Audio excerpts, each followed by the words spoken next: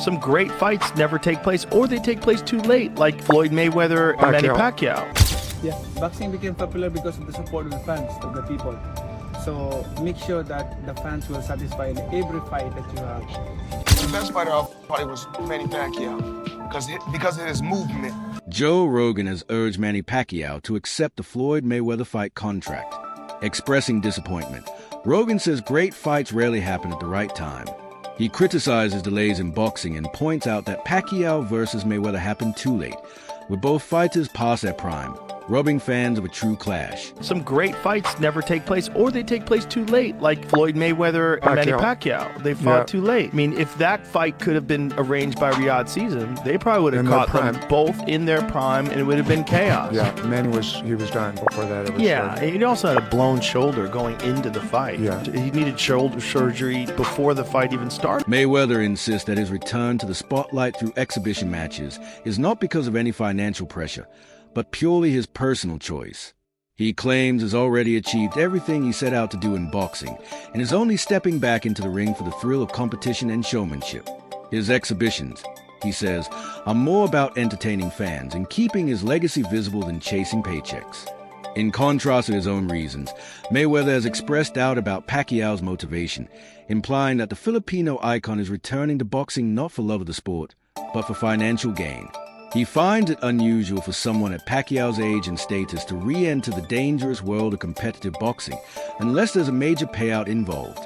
Despite his skepticism, Mayweather openly agrees that a second bout between him and Pacquiao will be massive in terms of financial return. And it's not bashing any fighter when I talk like this. Not bashing any fighter. Floyd, you mentioned... Hold on. Sorry.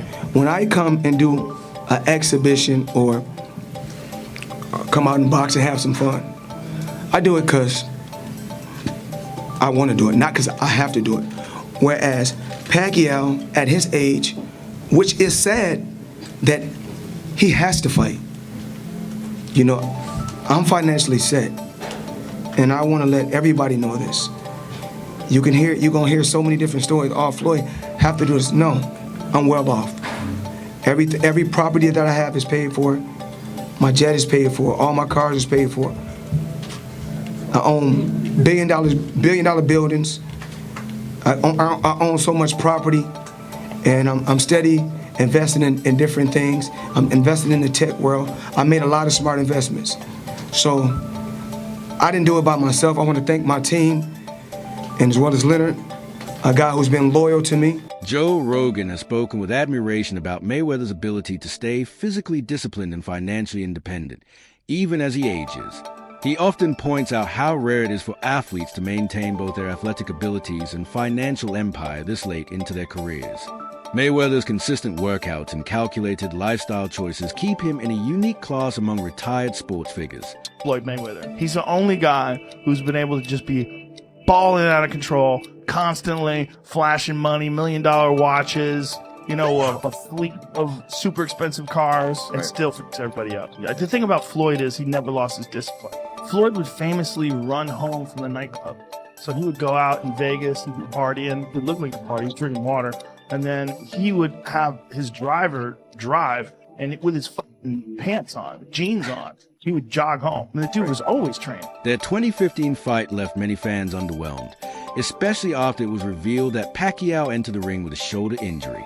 Even so, his career accomplishments continue to dwarf most others, including winning world titles in 8 separate weight divisions. That record remains untouched and speaks to his ability to adapt and conquer, no matter the opponent or weight class, injured or not. His status as one of the greatest fighters of all time remains unquestioned. The best fighter I fought probably was Manny Pacquiao because of his movement. But you made it look easy.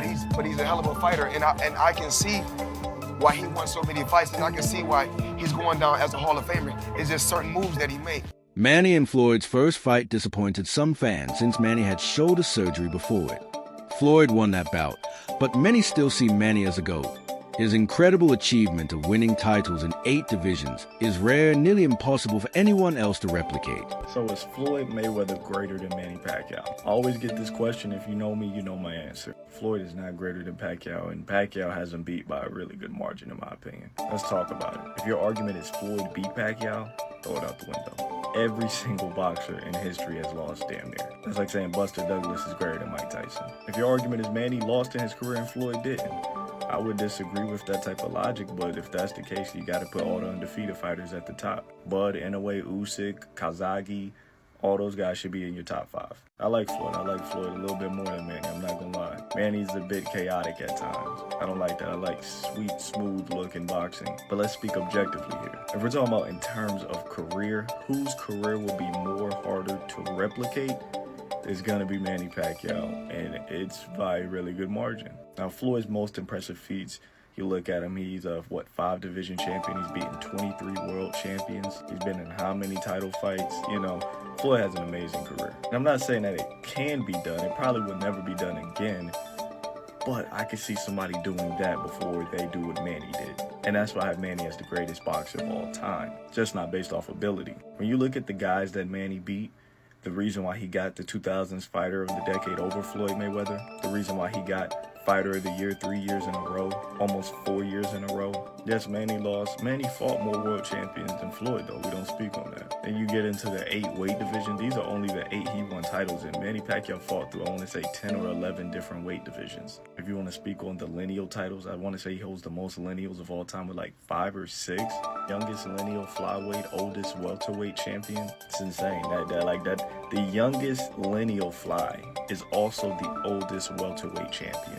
I like Floyd. Floyd's my number 2 all time. This isn't a diss to Floyd, but Manny, I believe objectively, is the greatest fighter above Ali, above Floyd, above Duran, above Leonard, above everybody. I think he has a career that is absolutely impossible to replicate. When Floyd was picking on guys like Andre Berto and Conor McGregor, Manny Pacquiao beat the undefeated young active champion and Keith Thurman to join the pound for pound at 40 years of age while being a senator. He's the greatest boxer of all time. Pacquiao came back and made it clear that this isn't about fixing his finances.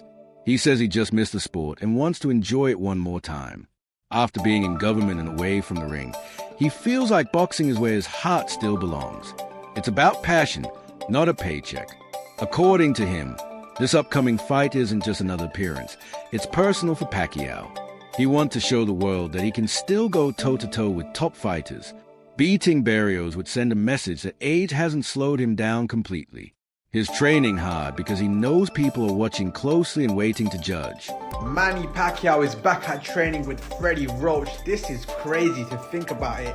Manny Pacquiao is coming back at age 46 to challenge Mario Barrios for the WBC World Welterweight title. Listen, this is inspirational. I can't lie. At age 46, to still be active, to still be thriving, still throwing punches, it just shows how much of a legend you are, how great of a talent you are. Only a special kind of human can take on this challenge. You know, Manny Pacquiao, age 46, he takes on Mario Barrios, who is in his prime. Like, this could be devastating for Manny Pacquiao if shit goes left. But you know what I keep asking myself?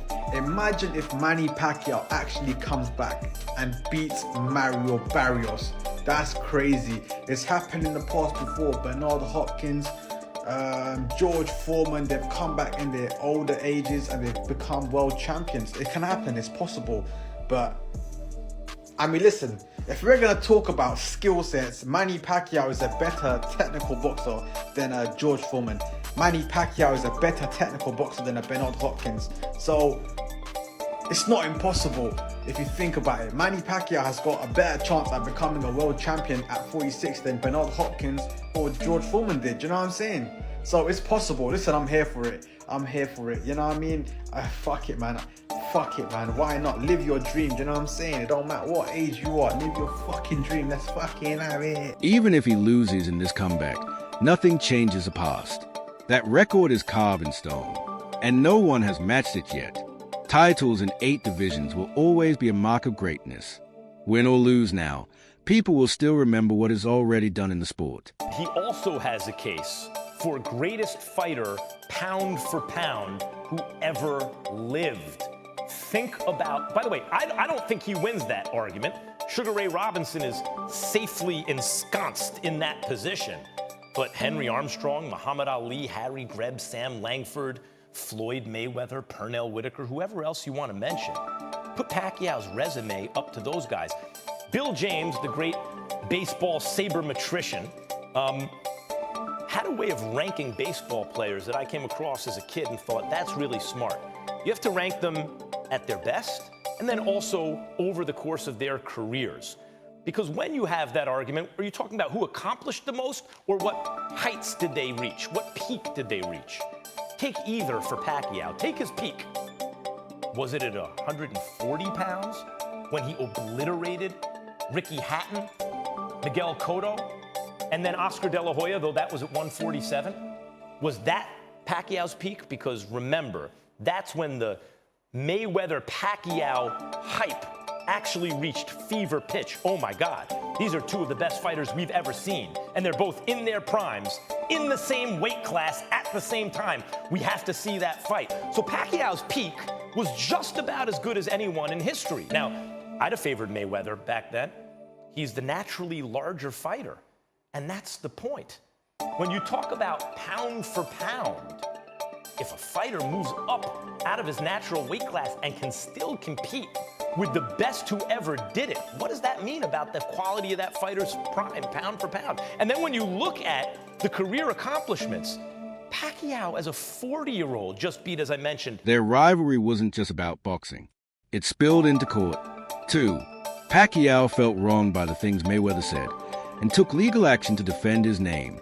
That moment showed how deep their issues were. It wasn't just professional. It got personal and legal at the same time. They both moved on in different ways, but the heat hasn't cooled completely. There's always a certain energy when their names come up. Whether it's a subtle dig or a direct comment, they